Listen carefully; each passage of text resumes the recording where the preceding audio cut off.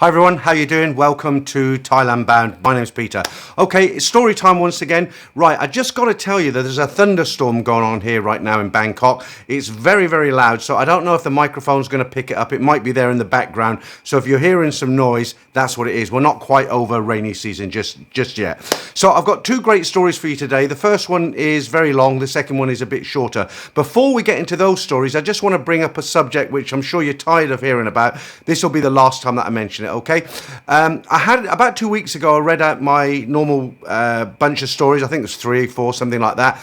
And I had quite a lot of comments from, and I do mean a lot of comments from people saying, "Oh, that story was told on another channel last week." Okay, right. Okay, so let's nip this in the bud now. And I'm gonna each video I put out here, I'm gonna put a description at the top before anything else, explaining what I'm gonna tell you now. Okay, so what's happening now? There are quite a few newer channels that have popped up, and they've kind of taken the same format as what I've been doing for 5 years. When I started, there was only Simon Landers Smiles and myself, but gradually, YouTubers have kind of in Thailand now. There's so many YouTubers, especially in Pattaya. That's why I don't want to live there. I've got nothing to bring to the table in Pattaya, so I prefer to stay in Bangkok. So there's a lot of YouTubers now, and a lot of them they've jumped on the bandwagon and they're now telling stories. Now, unfortunately, what's happening is some guys who are sending stories to me are also sending stories to those other channels, which I have mentioned in the past that if you're going to send them to other channels,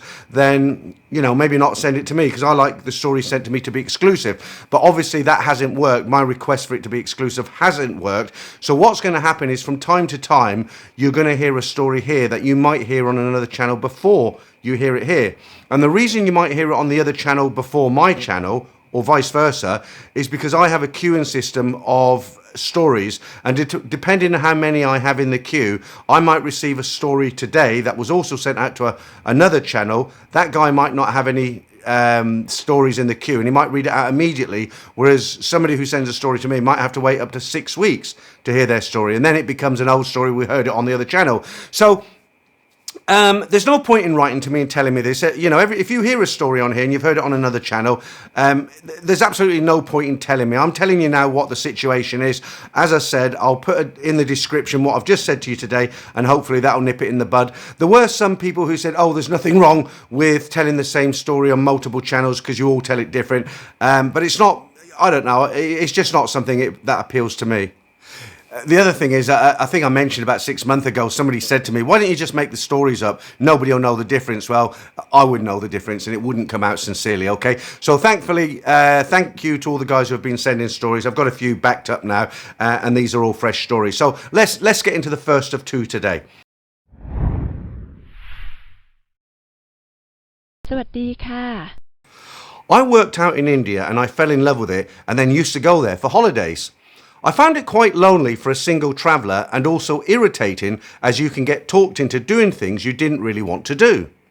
I was explaining this to a friend, and he said, "If you like India, you're going to love Thailand," so I booked my trip knowing very little about Thailand. This would have been about 2005 or 2006. I had booked the hotel on a whim out of the Lonely Planet guide on the morning I was travelling. The hotel was the Soi near the palace. When I got there, I was in shock. No bright lights, no bars, just the palace. I tried to get a taxi to take me to the action, but he didn't really understand, and he just drove me around the palace in the dark. In desperation, I went to the hotel and asked if they had a bar. They said there was a restaurant, but there was a party on. I went in, and there was my future wife up on stage singing. I sat down, got a beer, and couldn't believe my luck when she came over to talk to me. Her English teacher was there and suggested she come to talk to me to learn some English. Obviously, I had other ideas. It took a lot of persuasion to get her to my room, as it wasn't allowed. Nighttime activities ensued, but she was very shy. From my side, I thought I'd hit the jackpot. In the morning, we found out the hotel knew she had stayed and she lost her job. She was 35 and from Isan and divorced. Next day, I asked her to show me around, but she didn't know Bangkok that well either. She drove to Khao San Road, and we went to a few bars. When we got back, the car was clamped, and the policeman said, "Go pay the fine at the tourist police." When we were paying the fine, the policeman asked, "Have you been drinking?" She said, "Yes, but we're only going over the bridge." He said, "Ah, okay, and let us go home." Only in Thailand. I decided I wanted to go to Chiang Mai and asked her if she wanted to come, and she agreed. We flew up and were having a nice time when she bumped into a Thai guy she knew who had a Norwegian girlfriend. We spent the afternoon drinking in their apartment and watching Fawlty Towers on live TV. Later on, we went to a bar to play pool. We were there all having a good time until either I spent too long chatting to the pool girl or paid too much attention to the Norwegian girl. All I remember is, let's call her Knock, walking towards me, holding a pool cue and whacking it over my head. I didn't know what had hit me. The cue snapped in half and I was covered in blood. They picked her up, threw her out and locked the door. She was punching the door. I had to pay for drinks and damage. I stupidly went back to the hotel and she attacked me again. This time I defended myself and you guessed it, suddenly she had to go to the hospital. Big fuss, all the hotel staff there, etc. I literally hardly touched her. At this point I called my boss in England and warned him I might be going to jail. I waited for her to sleep and then left with all my stuff. She called and in the end I went back. This was just the beginning. We had a nice time celebrating Loi Krathong in Chiang Mai and letting off a pot load of fireworks. I love fireworks and they were very cheap. Going through the airport we got searched and unbeknown to me, she had a load of fireworks in a handbag. You won't believe this, but they apologised and said we couldn't take them on the plane, but we could have them back at the other end. Again, only in Thailand. I said it's fine, throw them away. I'm going to skip a couple of years' detail, but I would go back frequently. We spent most of the time visiting family. She had 2 children. They lived with the ex-husband who owned 2 restaurants. There was the usual, can I lend money, but not too much, and it was a great education in what real Thai life's like. 1 or 2 flare-ups, including trying to set fire to my clothes, but I was love blind by this point. I still remember my time in Udon Thani, which happens although I remember having to run away a couple of times. One of the times with money still makes me chuckle. They asked if I could lend her ex-husband's brother 10,500 baht. I agreed and I gave the money. A couple of years later we were sitting in a pub in the UK and I said, well, you never get loans back off the Thais. Knox said, what do you mean? I said, well, we never got the money back off the Thai brother-in-law. She said, yes, we did. I said, well, where is it then? She said, we used it to buy a motorbike for the 2 boys. Unbelievable, right? Around this time, the singing work had dried up and so we ended up building a bar. Yes, building. On Koh Samui, just up the road from Chawang. I let her handle it and that was a mistake because it was next to a 5-star all-inclusive resort. It was great fun, even though it made a huge loss. Sometimes there would be 6 of us sleeping on the floor, 2 waiters, 2 kids, and us. I noticed that her flare-ups were increasing and it wasn't just me she was taking it out on. Slowly, staff were sacked, customers banned, etc. I didn't think much about it, still love blind. I still have great memories and great videos of our time at the bar, getting drunk with the customers and playing silly jokes. I was on top of the world at this point. However, I was getting more and more wary of talking to any other women at this point as I was fearful. We came back from an island one time during Songkran and Knock and the kids wanted to sleep, so I was left out on the street with my lonely bucket of water. The bar girls up the road were calling for me to come and join in. I dare not. If she caught me, I'd be dead. So the bar wasn't doing well and we were married at this point, so I come to England and we can work and save up and buy a place in Thailand and retire.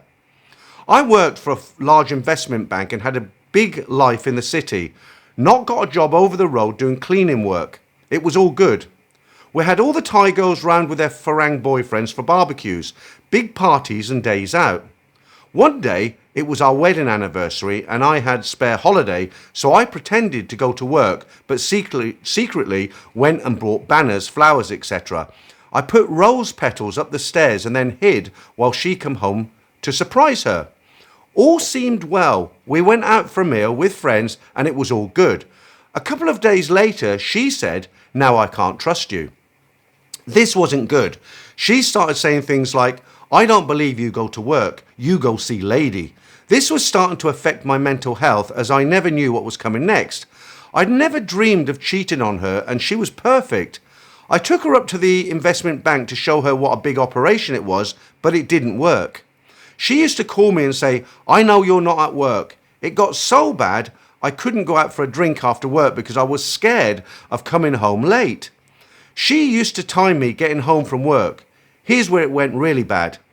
I was sitting in the kitchen one day and I got a text. It was my sister asking what Nock wanted for Christmas. She started throwing things around the kitchen saying, "You always speak to lady." I lost my temper and said, "There is my phone, no password, you go through it. If you don't find anything, big mistake." There were over 200 texts to my female boss saying things like, "Where are you? Out last night? Were you?" And the killer one, "Hurry up, I'm starving Marvin." Me and my boss had an arrangement. I'd go to the pub on Friday for 2 hours and she wouldn't say anything as long as I bought her fish and chips back. That was it, apart from banter. Nock proceeded to copy all the text to paper by hand and declared that Starving Marvin was a place that I met my boss for aerobics. Oh yeah, I forgot. She had seen my boss crying outside a pub with me. Her dad was dying from blood cancer, but Nock said it was because I was dumping her. One night, Nock phoned my boss and threatened her. I was duly hauled up in front of my management and I nearly lost my job. It was only lucky the manager also had a psycho wife and understood. Think it can't get any worse? Think again. So I can't remember the exact order, but there was one night I had to lock myself in the bathroom whilst Nock tried to smash down the door with a metal pole. I called the police because I was worried and they came round and threw me out of my own house in the middle of the night. Nock had decided to leave and was staying with a friend. I got wind that she would be down our local pub that night, so I decided to go to make sure that she didn't spread any lies about me.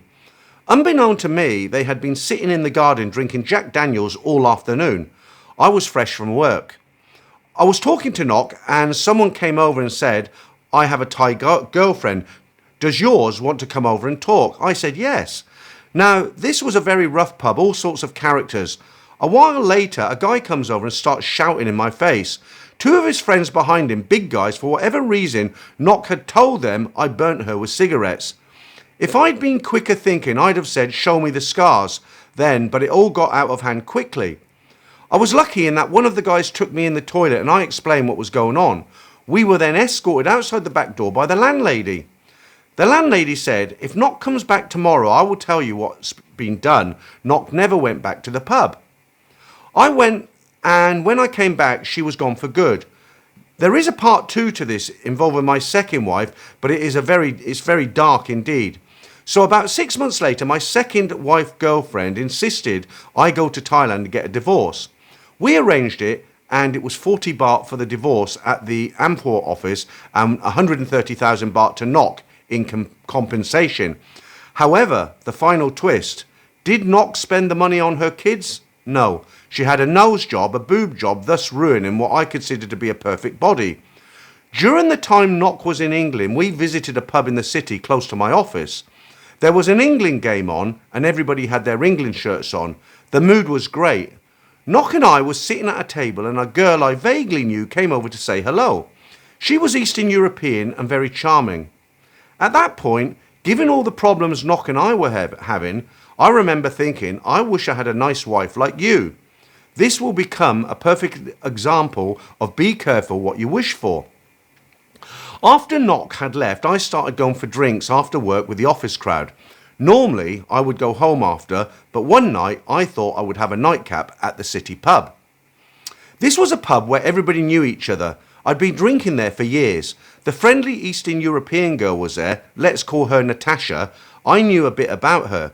She was a high-earning professional, the same as me. We were chatting away, but people around the bar started saying things like, "You two should get together. You would be perfect." I started saying things like it's too soon after Nock, which it was. I didn't know, but Natasha had already told everyone that she was after me. Drink took over and we ended up back at Natasha's apartment. For a while, I was spellbound. The pair of us were going high-flying corporate events, expensive meals, and out and holidays. Our arrangement was that I would stay at my place in the week and go and stay with Natasha at the weekends. The first red flag should have been here. She was constantly asking me to come over earlier or stay for longer. There were a few incidents with rows over stupid things. I put these down to us both being drunk, which was a fair call, but I had a feeling in the back of my mind something was wrong. Sometime later, Natasha was made redundant and given a small payout. I suggested she look for another job as her place was very expensive, so were her tastes. She just sat around reading books. I ended up paying every month for everything, mortgage, the lot. After about a year of this, I just suggested she sell her house and move in with me. She refused until she found out how much money she could make on the sale. This would clear her debts and leave her with a hefty sum in the bank. She moved into my house in a town that she had previously described as down market. I'd introduced her to the locals in the pub and she quickly got her feet under the table, so to speak. For a while, things were okay and we even had all the old Thai friends round for barbecues. The plan had been to sell both our places by our dream home. After a long time, she got another high-flying job, so things were looking up. We found our dream home and moved in. Suddenly, she missed the town she had called down market and was calling some of the guys from the pub from time to time. A few other things had happened and I began to work out that this was a power struggle and not a relationship. I'd been down and missing the Far East, but I knew Thailand was out of the question as she hated my Thai ex-wife and probably guessed I was missing the good times I had in Thailand. I booked a full-on 5-star trip to India. We arrived in India after quite a few drinks in business class. After we had filled in the wrong forms, we were sent to the back of the queue. She lost the plot and started screaming that she wanted a cigarette. Security looked worried and said to her she can smoke in the toilets if she was quiet. She started screaming that she is not smoking in the toilet, so they sent her through diplomatic. I was having none of that, so went through normal channels and did what I would do later, do many times. I went on strike. I sat in the airport with a bottle of wine, refusing to move. Eventually, a taxi driver had been sent to find me and I was taken to the 5-star hotel. When I got to the room, I was disgusted. There were empty bottles and cigarette butts everywhere. The next day, I went on a bender in town and completely ignored her. Eventually, I was tracked down via Facebook and returned to the hotel. Things calmed down and we spent a very expensive but pleasant week in the mountains. All seemed well. When we got to the airport, they said, "Can we offer you first class for an extra £400 each?" I paid and all was well until near the end of the flight. She had had a lot to drink and refused to sit down for landing, even when the first officer came out to talk to her. I had to restrain her. When we landed, she then refused to get off the plane. I was fuming. They eventually got her off the plane, but she passed out in arrivals. I left and went to the pub in departures to find 2 policemen looking for me. The pair of us were duly thrown out of a major airport. When we got home, she was shouting and I thought I'd lost my bank card, so I lost it a bit and kicked her chair and told her to shut up. Next thing I know is the police are there because she told them I'd punched her in the ribs. A night in jail in shorts and flip-flops, very uncomfortable. When I finally got home, I was exhausted and I could only lie down. She said to me, "You are not going to work tomorrow, are you?" I said, "Of course I am." She said, "If you know what's good for you, you will stay here and look after me." This was the moment I knew I was in deep trouble. I can't afford a criminal record of any kind in my line of work. Before the arrest incident, she had tried to control me by phoning my family, but that had failed because they stood by me whilst causing a lot of stress to my elderly parents. I was starting to become unstable because I felt like I was in one of those movies where you have seen something but no one believes you. I started therapy in the hopes of her coming along too. I remember the therapist telling me, "You have to divorce or you will be left picking up the pieces." Arrest number 2. My very good friend died suddenly and the funeral coincided with a cheap holiday I'd booked for us that she insisted she must go on. She spent nights telling me how worthless my friends and family were until one night I lost it and screamed at her. Nothing happened until the night before the funeral when the police arrived and took me away. Apparently, I had threatened her with an axe 3 nights before, but it had taken her that long to call the police. I missed one of my best friend's funeral by being in jail. I moved out, was generally fearful. I looked into divorce, but they said, oh, don't worry, it will be 50-50, but she had spent all her money, so I'd be getting 50% of not very much and mostly my own money. She would take me to the cleaners. I couldn't sleep. One day, she would beg for me to come home. Another day, she would send threats. After a while, I moved back because it wasn't working out where I was. I made it plain I wasn't moving back for her but myself, and things would not get better until she stopped drinking whiskey. It was hell. She would spend all night on the phone talking to guys about how bad I was. Oh, did I mention she was running up a £500 a month tab on our landline? I was truly miserable.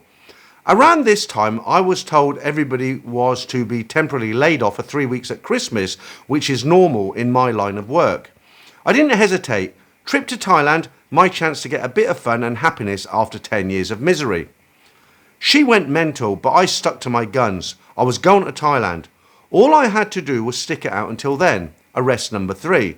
One night, she got drunk and started arguing. I wasn't having any of it and stood up to her. She spent 30 minutes chasing me around the kitchen table with one of my chef's knives. She then tried to smash me around the head with my laptop. Then she called the police and got on the phone and told them what had happened. They said, stay there, we want to speak to you. I told them, do you think I'm stupid? And I left. I went to a hotel but could barely work because I was in a mess. I'm not joking, I kept going out on the balcony wondering if it would hurt if I jumped. After a couple of days, the police called and said they were worried as Natasha had filed a missing persons report. Like an idiot, I told them where I was and was duly arrested in front of everyone. After release, I ran away with nothing except my laptop. I could not jeopardize Thailand. I needed it. Me and some of my family returned to get my stuff at the weekend. She wouldn't let us in, but we got in after 8 hours. We had asked the police to come round to keep the peace. Do you think they did? Like hell. I got my stuff and cleared off, but not before she had declared she was going to do herself in if I left. We had to spend time on the phone with Samaritans listening to her to try to BS them. I remember, do you still feel like doing yourself in? She answered, yes, but I'm not going to do it until next week because I've got a funeral to go to. I made it to Thailand, but this time I went to all the places I'd never been to. Nana Plaza, Soi Cowboy, etc. I was on a mission. Face masks were not mandatory, and of course I met a girl. I started sending money and I promised I'd be back soon. I went back as soon as I could for 3 months and stayed with this girl. This was another disaster. All she wanted to do was sit in the bedroom all day on her phone with the aircon on. We were 1.5 hours outside Bangkok and there wasn't even a bar where we were. I literally spent 3 months on my balcony drinking beer. Not an exaggeration. I returned home promising to go back to the girl. I went back to work. I was getting more and more messages from the wife begging me to come back, saying she was in a bad way and needed looking after. I said I couldn't and I carried on with work. Around Christmas time, I got a call from a friend saying, you better go there, it's serious. I did go for a brief visit. She was thin but didn't seem too bad to me. I went back home for Christmas. After Christmas, things got serious. She was yellow. Up until the end, she was playing games. The doctor said, you need to go to hospital now or you will pass away. She said she wanted the weekend and would go in on Thursday. He held up the bottle and said, that's all you can have until Tuesday. As soon as he was gone, she was asking us to go to the supermarket. To keep this short, we all sat around day and night in the hospital watching her pass on slowly. So you can find evil women in all countries and from all walks of life. This was 3 years ago. I have stopped sending money to the girl in Thailand. I was one of those that thought I knew I was being scammed, but I don't care, I can afford it. So I really need to get my head screwed on properly before I ever go back to Thailand. Your videos have helped me, and I hope viewers see this story as a warning. Well, he said about his second wife and the story being very dark. I thought this story was very, very dark. I mean, it was tragic, wasn't it? Some guys just don't have any luck with women. I mean, I really felt for the guy. That's got to be the longest story I've ever read out on this channel. I don't know. Maybe it's just me. If I was in that situation, maybe I'm just taking the easy option out. But if I was in a situation where something similar was happening to me, I'd just pack a bag. I'd be gone. That'd be it. And as regards to things I own, like property and things like that, I just let solicitors deal with it. I wouldn't put myself through the mental torture that this guy went through. I'm not criticising him. I'm just telling you the way I would do it. But yeah, very, very dark. I hope the guy's doing pretty okay. I hope he's doing well now. And I hope he did manage to get back to Thailand. And who knows, he might have met someone quite nice and it all ended happily ever after, as they say. Right, let's jump into my second story today. This is quite short and this will lighten the mood a little bit. My Thailand adventures started back in December 2021. I had just completed a year of surgeries for colon cancer and scheduled a celebration vacation. Thankfully, I am more or less all good now. I am 54 and have been divorced for a little over 5 years. I have 2 children who are now both in their 20s and doing well. I've been enjoying single life for the past 20 years, but I am now ready to find someone to get into a relationship with. I lived and worked in Shanghai, China for about 5 years and had a lot of experience with the massage and girly bar scene there, along with all the stories from my friends who had visited Thailand. I felt pretty prepared for what to expect. So from the beginning, I decided that I would try to find a Thai woman that had potential for a long-term relationship, as I am planning on retiring there within the next few years. I do enjoy spending time with the hot bar girls and understand the benefits of that, but at this stage in my life, great aerobics is simply not enough. For my first trip, I had met a woman on ThaiCupid and talked with her for a few months before my trip. She was pretty awesome. Great smile, great body, great personality. We had video chats usually once or twice a day. She met me in Bangkok and she drove me down to Hua Hin for what was planned as a 1-week vacation together. My expectations of her were exceeded upon meeting. That is, until our first dinner together when she brought up the subject of supporting her. I was not ready or willing to start paying her to be my girlfriend, so I politely told her she should probably just leave in the morning, which she did. I was disappointed it did not work out, but luckily I found a very attractive massage girl to spend time with, so it was still a great trip. For my next trip, I had arranged to meet another woman I had met on ThaiCupid. She lived in a small village and owned her own restaurant. Hard worker, which I respected. We had a great time together and she was very caring. I enjoyed 10 days with her, however her English was almost non-existent, which obviously made communication a bit challenging. Initially, I thought we could overcome this, but after my return home, it was really hard just texting back and forth. I wanted to be able to video chat with her, which was basically impossible since we could not understand what each other was saying, so I decided to end it there and then. For my next trip, I decided to increase my odds and plan to visit 3 different cities while meeting a different woman in each location. I had moved to Thai Friendly. Once I joined that site, the number of likes and messages I received was pretty overwhelming. I quickly learned how to weed out some of them, though, and identify women I would actually be interested in meeting. I would guess 90% were just working girls looking to make some extra money from foreigners. I was able to find 3 good prospects and made plans with them accordingly. My first stop was in Khon Kaen, and I was meeting a woman who was well above my target age range, but she seemed pretty awesome and was very attractive. She had a good government job and actually paid for quite a few things, which surprised me. We had a great time together. I was staying there for 4 days and we spent the entire time together. After the first 2 days, she invited me to stay with her at her house, so I checked out of the hotel. Lots of laughs together and literally just enjoyed staring into her eyes. Next stop was Pattaya. The woman I was meeting did not live there, but we agreed that it would be a nice place to spend a few days. She picked me up at the airport in Bangkok and we drove down together from there. She was really nice, very cute and also had a great body, but I did not really feel a good connection with her. She wanted me to go back to her village for a couple of days and continue on with me for the remainder of my trip, but I politely declined and told her I had already made plans to meet a friend. The third stop was in Hua Hin. This would be my third time visiting there. I'd not really set any formal plans for meeting the woman there, and the first couple of days she was not available. It was not a big deal as I have a friend who lives there, so I had a great time with him and his wife going out to dinner, drinking, playing pool and just hanging out. I met a really fun girl in one of the bars and spent some time with her. I finally was able to schedule a dinner with my original prospect. We had a really nice night out, but again I didn't really feel a connection with her. She drove me back to my hotel at the end of the night and I didn't even invite her in. Instead, I headed back out to the bar where I had met another girl for a few hours of fun. It had been over a week since I met the girl in Khon Kaen and every day I was thinking about her. I decided she was the one. Along with a good job, she also owns her own home, which is very nice, and owns a new car, so I wouldn't have to worry about her asking me for support money. Like me, she has 2 adult children. She has been divorced for about 9 years. Everything feels right, but I can't help but continue to think about her age. Not only is she above my target age range, but she is actually older than me. I kind of feel stupid for worrying about that. She looks like she's in her late 30s, even though she's in her mid 50s.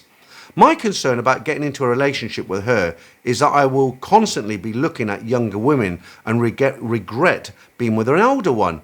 But other than her age, she seems to be a perfect match for me. Chemistry is outstanding. So my question for you and your viewers is, am I being stupid for worrying about her age or not? If she were 10 years younger, it would be a no-brainer for me. I'm genuinely a good guy, so I wouldn't want to start a relationship with her and then dump her in a couple of years because she's too old. That's the problem with Thailand, as if she were here in the USA, I wouldn't think twice about her age. But knowing I could be with someone in their 30s in Thailand who is insanely sexy makes for a tough decision. Of course, we all know the risks of that. On a side note, I just turned 54. I'm not a bad looking guy. I'm from California and I like to think I keep myself in pretty decent shape. That's a strange story, isn't it? I mean, I don't know. I can only give you my opinion, and it is only opinion. Everyone's got one. I mean, if you get on with somebody and you're getting on really well with them, does it really matter how old they are or how young they are? I've always said, you know, older guys who come out to Thailand are in the 50s and 60s. I mean, it's ridiculous to try and have a relationship with a 20-something-year-old girl. Again, what are you going to talk about? K-pop? And you're going to be wanting to talk about your retirement. But as far as this guy goes, I don't know. Okay, she's older, but he said he gets on with her. They click and everything works. So why not give it a go? You know, I mean, that's just, as I say, that's what I would do. Right, okay, 2 great stories. Thanks for sending them in to the guys who sent them in. Once again, I'll end as I always do. If you're sitting on a story, please send it in to me. I'll make it anonymous. You can hear it right here on Thailand Bound. For now, that's it. I'll be around for the live streams on Sunday, 9 p.m. for the regulars and 10:45 for the members. Until then, thanks for tuning in to me once again, and I'll catch up with you all real soon.